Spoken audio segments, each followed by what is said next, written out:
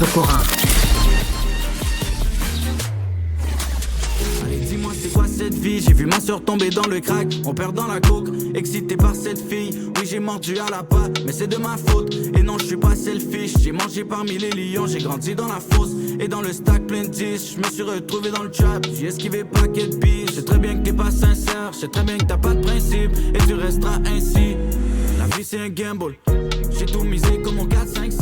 J'ai la vue du belvédère pour la société. Ça, c'est une tourne de White Bee, de son vrai nom, David Bouchard-Sasseville, qui est rappeur. Et David était parmi la gang de musiciens qui ont participé à un événement bénéfice le 21 mars dernier au Club Soda pour ramasser de l'argent pour l'organisation Fondation de la Deuxième Chance. Ça aide les jeunes qui ont commis des crimes quand ils étaient jeunes à revenir dans le droit chemin, à se réhabiliter. Tout le monde a droit à une deuxième chance. Je trouve que c'est une fondation qui est formidable. Je voulais recevoir White Bee. Ben, il nous a contacté en disant qu'il voulait venir ici. Puis moi, ça me tentait beaucoup de lui parler parce que vous savez comment c'est les médias. J'en parle tout le temps. Les médias, un avion qui crache, c'est une nouvelle. 100 000 avions qui atterrissent normalement, c'est pas une nouvelle. Donc, des jeunes qui tombent dans le crime, c'est certain qu'on va en parler, mais malheureusement, on parle pas assez des jeunes qui s'en sortent grâce, entre autres, à des fondations comme ça, puis qui veulent revenir dans le droit chemin. Et White Bee, David Bouchard-Sasseville, il en est. Salut. Bonjour, David. M. Martineau. Merci de m'avoir reçu. Ben merci. Bon, j'ai fait une sortie l'autre jour, puis je veux pas parler de Julien Lacroix, parce que c'est pas là-dessus, je veux parler de toi, mais je disais, c'est quand même plate que Julien Lacroix n'a pas le droit à une deuxième chance, alors que toi, tu as eu droit à une deuxième chance.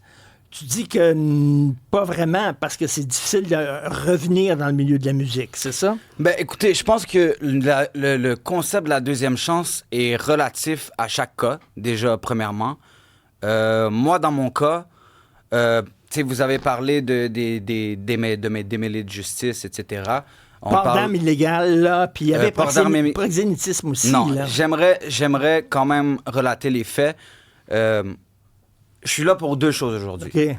Pour, first of all, démentir certains propos que vous avez eus dans votre chronique. Ben, des propos que moi, j'ai lus dans des textes. Hein? J'ai pas rien inventé, là. C'était dans des textes. Je veux dire, tout ce qui est... Je comprends à 100%. Tout ce qui est forcer les femmes à faire des pipes dans des motels, ça n'a jamais été le cas. Ce qui est même le terme proxénétisme, proxénète, dans mon cas, ne s'appliquait pas, tout simplement. Ensuite de ça, je pense que je suis venu aujourd'hui pour plus important que juste ma petite personne. Et c'est pour, justement, le concept de la deuxième chance. T'as fait de la prison. Oui. 4 ans? Non, oui. En fait, j'ai été condamné à 2 ans pour possession d'armes à feu et 2 ans à Toronto pour possession d'armes à feu et avantage matériel. Avantage matériel, c'est ça qu'on associe à proxénétisme. Mais c'est important de faire la nuance entre les deux. C'est quoi la différence entre les deux? Ce qui fait la différence entre les deux, c'est le contrôle, la manipulation, souvent la violence, que ce soit physique ou psychologique, qui dans mon cas, il n'y en avait pas. Petite parenthèse, ça fait pas de moi quelqu'un de mieux que quelqu'un d'autre. Okay. J'ai fait des erreurs, j'ai payé pour mes crimes, puis aujourd'hui, tout ce que j'essaie de faire, c'est me relever puis pas commettre les mêmes erreurs. OK. Ben, moi, je veux focusser là-dessus, là, parce qu'on parle beaucoup des gens qui tombent. Qu'est-ce qui te fait tomber dans le crime, toi? Tu veux avoir de l'argent rapidement, facilement, quoi? De quel genre de milieu tu viens? C'est quoi ton histoire? Je suis pas ici pour me justifier puis essayer de dire à quel point je fais pitié, parce que moi, j'ai un frère, right? Mon frère et moi, on a vécu la même vie, les mêmes problèmes familiaux. Mon frère, il travaille, c'est un gars dans la construction. Il n'a jamais tourné vers le crime. Moi, j'ai fait des choix qui sont différents. Okay. Je pense que ce qui s'est passé dans mes problèmes familiaux m'a peut-être frappé plus. On réagit différemment aussi. Hein.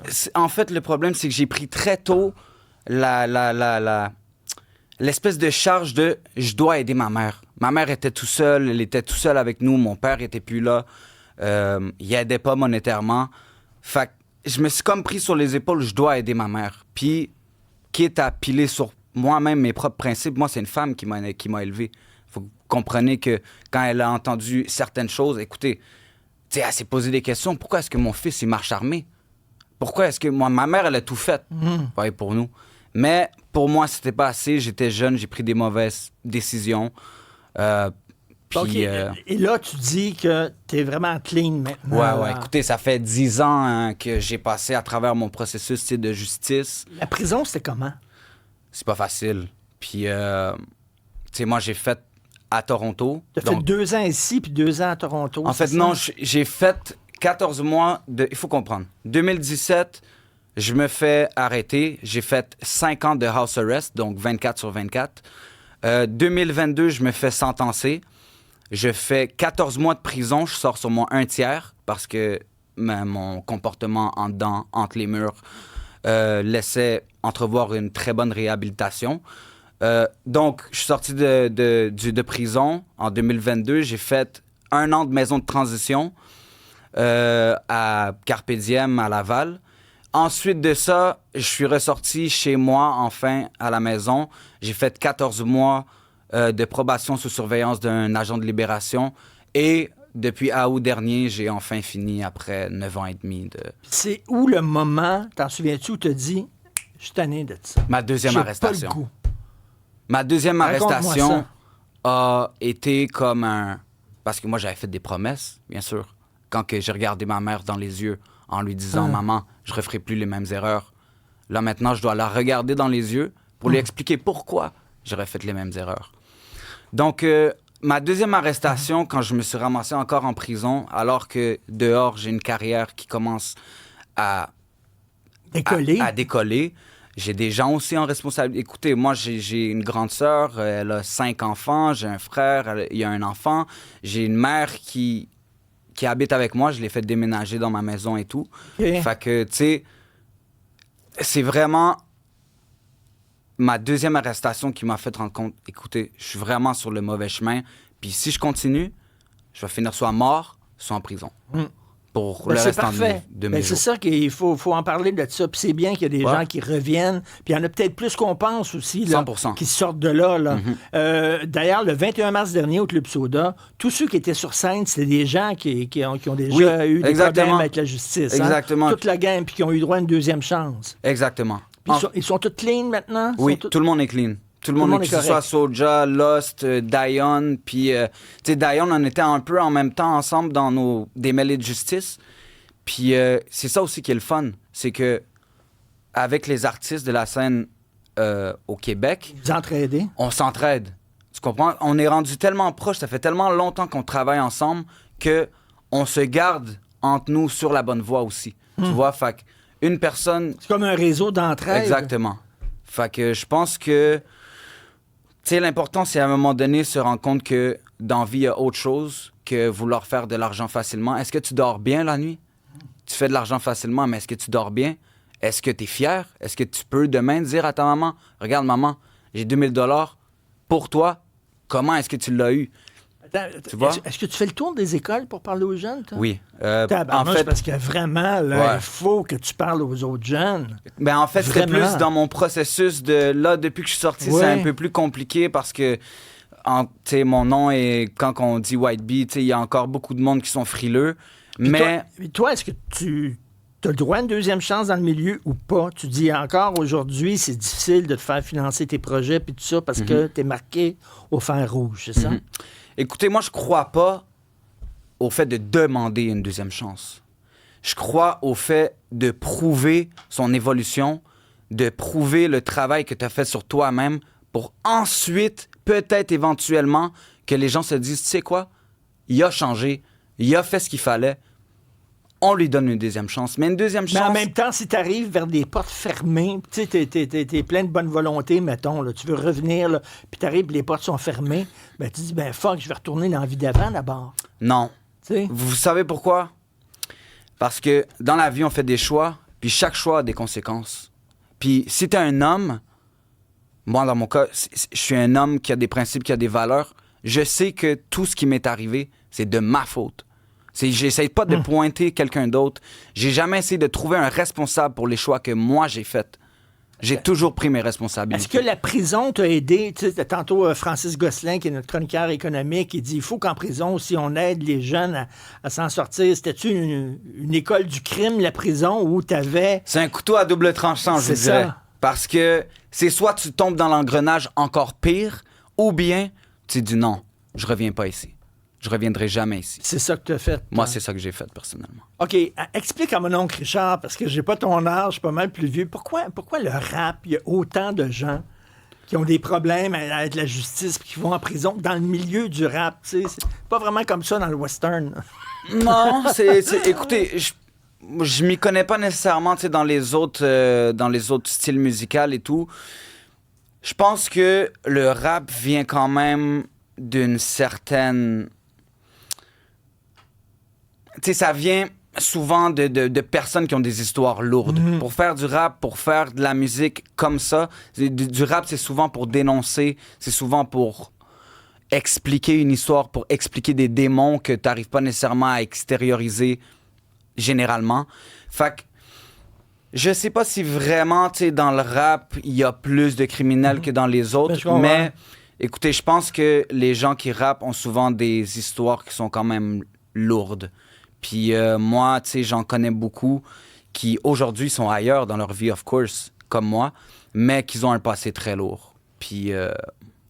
Mais Olivier, enchanté. Moi, j'ai une question. Tu sais, tout le monde en ce moment nous parle du cas Julien Lacroix, sans retomber précisément dans son cas. Là. Crois-tu qu'en étant un rappeur, ça peut peut-être passer un petit peu mieux d'avoir commis des crimes qu'exemple un humoriste, un acteur ou un animateur de radio? Oui, mais en même temps, il n'y a eu aucune accusation formelle. Je suis d'accord, exactement. Ça n'a rien à voir. Ça n'a rien à voir. Mais est-ce que quand même, tu sais, lui, justement, il n'a pas été en prison, il n'y a rien, mais il y a eu le tribunal populaire. D'accord? Oui. Vous savez, c'est quoi, je pense, qui fait la différence? C'est le fait que, tu sais, moi, dans ma musique, j'ai toujours été très transparent sur mon histoire, sur mon passé de criminel. Fait que demain, je veux dire, on se fait arrêter, c'est pas, surprise, tu sais. Fait que le monde, quand ils ont su, tu sais, ouais, ça fait partie de ce qu'il raconte, de son bagage, etc. Peut-être qu'un humoriste, un acteur, ça sort plus du oui, ça sort de l'ordinaire. De l'ordinaire, tu vois. Exactement. Puis, tandis que toi, tu caches pas vraiment ce que tu étais. Non, exactement. Écoute, j'espère que ça fonctionne bien. Tu gagnes ta vie comment exactement ces temps-ci, David? Ben, écoute, c'est sûr que depuis que je suis sorti, c'est très difficile. Même malgré 10 ans plus tard, tu vois, les festivals, ils sont très frileux à me prendre, que ce soit la radio, la disque, tout ça. J'ai fait une croix sur ça, personnellement, sans me plaindre, sans essayer de dire que je fais tant pitié, non.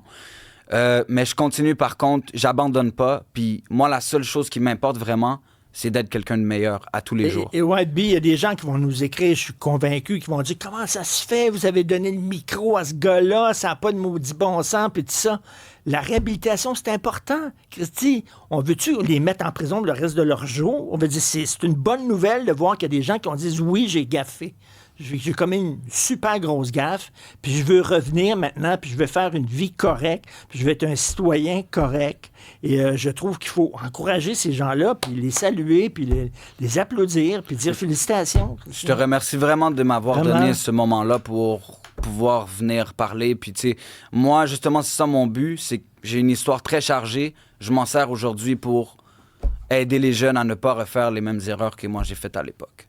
Ben, en tout cas, écoute, j'espère que s'il y a des directeurs d'école ou tout ça, il faut vraiment qu'ils fassent la tournée des écoles pour parler. On parle justement ces temps-ci d'un boom de la délinquance, mais des jeunes, c'est pas mon oncle François Legault qui veut l'entendre, puis c'est pas mon oncle Richard qui veut l'entendre, c'est des gars comme toi, Christy, qui disaient hey, j'ai passé par là, allez pas là. C'est pas le fun, c'est pas cool. Écoute, bonne chance. Merci avec beaucoup, la suite M. des choses, Martineau. David Bouchard-Sasseville, alias White Bee. Salut. Merci.